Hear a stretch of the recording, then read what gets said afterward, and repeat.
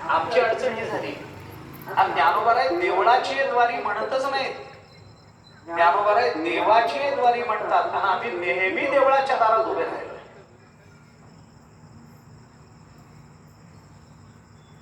देवाला नमस्कार करून गेल्यानंतर जर कोणी विचारलं कुठून येत आहे, तर आम्ही काय सांगू त्याला?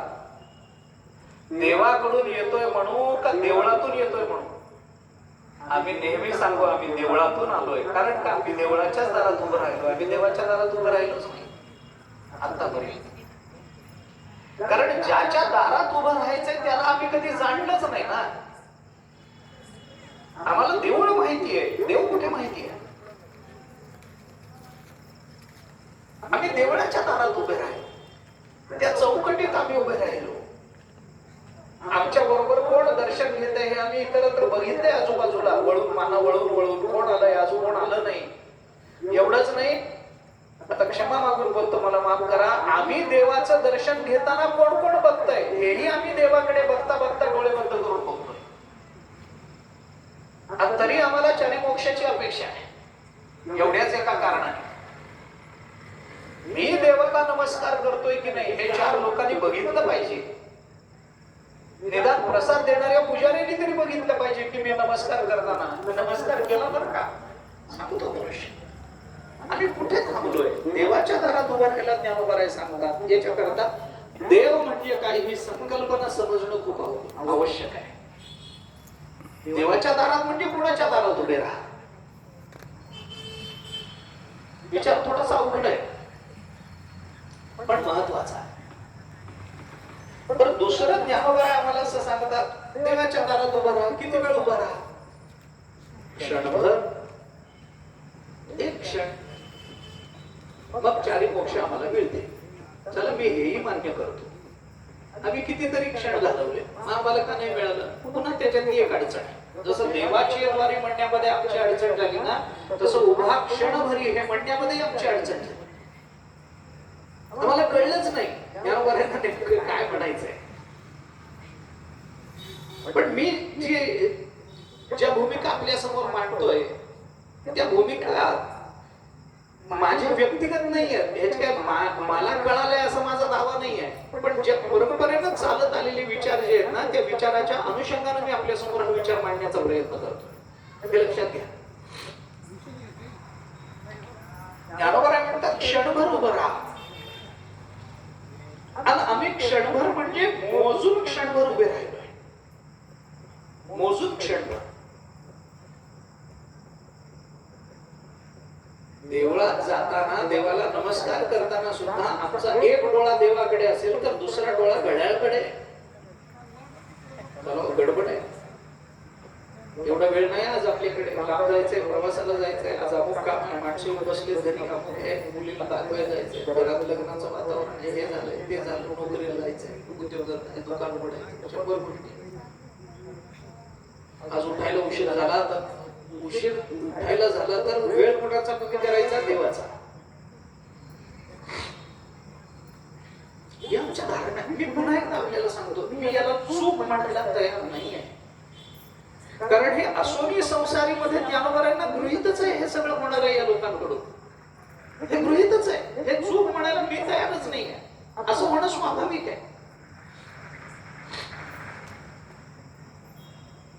अनंत जन्माचे संसाराचे संस्कार हे कधीतरी एखाद्या हरिपाठानं निवृत्त होतील अशी कशी अपेक्षा करतात? त्याला वेळ द्यावाच लागणार. आम्हाला वेळ नाही. आमचं लक्ष घड्याळावर आहे. आम्ही क्षणभर उभे आहोत. पण क्षणभर म्हणजे किती? कालाची गणना करणारं ते एक मापक आहे. क्षण, सेकंद, मिनिट, तास, दिवस, आठवडा, पंधरवाडा, महिना, वर्ष. आम्ही कालाची गणना करतो ना याच्यातून. एक क्षणभर देवाच्या दारात उभं राहा. क्षण कालमापक संकल्पना आहे. पण क्षण म्हणजे किती? क्षण कशाला म्हणायचं? आणि कालाची गणना करत असताना हे लक्षात ठेवण्यासारखी गोष्ट आहे. काळाचा विचार करताना तो नेहमी सापेक्षतेतून केला जातो. निरपेक्षतेतून कालाची गणना कधीच केली जात नाही. मी उदाहरणाने सांगतो आपल्याला, मला काय म्हणायचंय ते थोडस उदाहरणाने सांगतो. कालाची गणना करत असताना आम्ही सापेक्षतेने ते मोजमाप मांडत असतो. सगळ्यांचाच काल समान नसतो. मी आपल्याला उदाहरणाने याच्याकरता म्हटलं की मी आपल्याला उदाहरण देतो. आपला अत्यंत जीवश्च कंठश्च जवळ असणारा मित्र एखाद दिवशी घरी आला, खूप वर्षांनी अचानक रस्त्यात भेटला, आपण त्याला घेऊन आलो घरी. आता तू मुक्काम केला पाहिजे, 5 दिवसांनी माझ्या घरी आलायस, मी तुला सोडणार नाही, खूप बोलायचंय, लहानपणापासूनच खूप साचलेलं आपल्याला मन मोकळं करायचंय, किती दिवसांनी भेटला मला तू, चल घरी. घरी घेऊन घरी घेऊन आल्यानंतर मग गप्पा निघाल्या, जेवण वगैरे झाली, गप्पा निघाल्या, बोलता बोलता बोलता बोलता रात्र संपून गेली. सगळी रात्र संपून गेली. आणि रात्र संपून गेल्यानंतर सकाळ झाली. तो म्हणाला, अरे आता मला निघालं पाहिजे बरं का, फार वेळ झाला, मी इथं रात्र गेली आपली सगळी, मला आता इथून निघालं पाहिजे. निघालं पाहिजे, बरोबर. आता निघालं पाहिजे म्हटल्यानंतर आपण त्याला म्हणतो, अरे काय निघालं पाहिजे, निघालं पाहिजे, निघण्याची भाषा करतोस. एकतर इतक्या दिवसांनी माझ्याकडे आलास आणि आलास ते आलास, निघालास नाही. रात्रभर बसलो, गप्पा मारता मारता रात्र गेली. ते अविदित गतयामा रात्रीरेवं व्यरंसित असं एक वाक्य कालिदासाच्या मुखात आहे, त्या बहुमतीच्या मुखात आहे, उत्तर रामचरितामध्ये. अविदित गतयामा रात्रीरेवं व्यरंसित बहुमतीने म्हटलंय. कालिदासाने अशी वदंत आहे साहित्यशास्त्रामध्ये की बहुभूतीनं उत्तर रामचरित लिहिल्यानंतर कालिदासाकडे नेलं आणि कालिदासाला, आता कालिदास आणि बहुभूती काही एका कालात येत नाही तशा अर्थाने, पण तरी एक अशी गोष्ट सांगितली जाते. दत्तकथा म्हणा, वदंता म्हणा, काही म्हणा. कालिदासाने ते वाक्य सगळं वाचलं उत्तर रामचरित आणि सगळं ह्या वाक्यावर कालिदास म्हणाले, अविदित गतयामा रात्रीरेवं व्यरंसित, असं तुम्ही म्हणलंय ना, ते काम करा म्हणे. या वाक्याचं आणि तुमच्या ग्रंथाचं सौंदर्य वाढवायचं असेल तर रात्रीरेवं वरचा अनुस्वार तेवढा काढून टाका. अविदित गतयामा रात्रीरेवं व्यरंसित असं करा, आणि मग ते सौंदर्य वाढलं आणि त्याचं श्रेय कालिदासाला दिलं जातं साहित्यशास्त्रामध्ये. रामचंद्र प्रभू आणि सीता माता रात्री बोलत बसले आणि बोलता बोलता रात्र संपून गेली.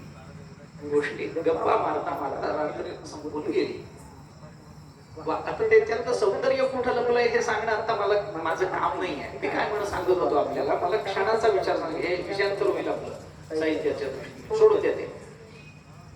काय केलं, काय झालं, प्रहर संपत गेले आणि रात्र संपून गेली. रात्रीरेवं व्यरंसित, आणि प्रहर संपता संपता रात्र कशी संपली हेच कळलं नाही. रात्रीरेवं व्यरंसित असं दोन्हींदा फरक आहे.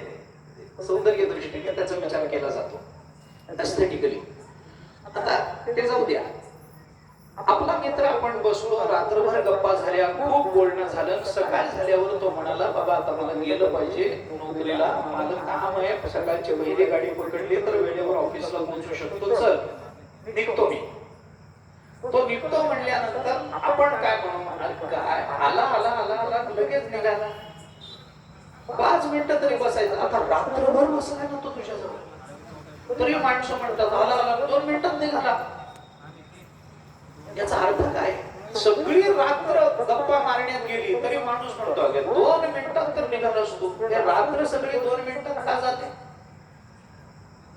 त्याचं कारण हे आहे की आपली आवडीची माणसं असली की क्षण हा इतका लहान होतो. आवडीचा माणूस भेटला तर रात्र सुद्धा क्षणासारखी जाते, आणि नको तो माणूस भेटला की क्षण सुद्धा तासासारखा लांब वाटायला लागतो. असं होतं की नाही सांगा मला. आवडीचा माणूस भेटला की रात्र सुद्धा, आता स्त्रियांच्या बाबतीतलं उदाहरण द्यायचं झालं तर तुमची बहीण घरी आली, तुमची मैत्रीण घरी आली, बहीण घरी आल्यानंतर रात्रभर गप्पा होतात आणि ती बहीण जर म्हणाली चला निघालं पाहिजे तर काय म्हणता तुम्ही? काय आली आली सर निघाली तर रात्रभर राहिली ना तुझ्याकडे, रात्रभर गप्पा झाल्या ना तरी तू म्हणतो नाही काय आली आली सर निघालीस. 8 दिवस राहिली, 9व्या दिवशी म्हणाली चला आता जाते, तरी काय म्हणतात काय 8 दिवस वाटलेच नाही, काल तर आल्यासारखी वाटते. का बाबा काल कमी झाला?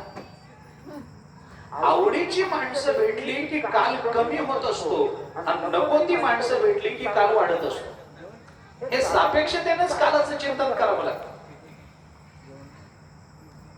नको ती माणसं दिवाळीमध्ये नको ते पाहुणे आले की माणसं येतात किती राहतात, तो बेचारा एकच दिवस संपून जातो. तरी माणसं म्हणतात जाता जात नाही. आणि जवळचा मित्र घरी आला की वाटतं काय आलास आलास निघालास, 5 मिनिटं तरी थांबायला पाहिजे होतं. 12 तास 5 मिनिटासारखे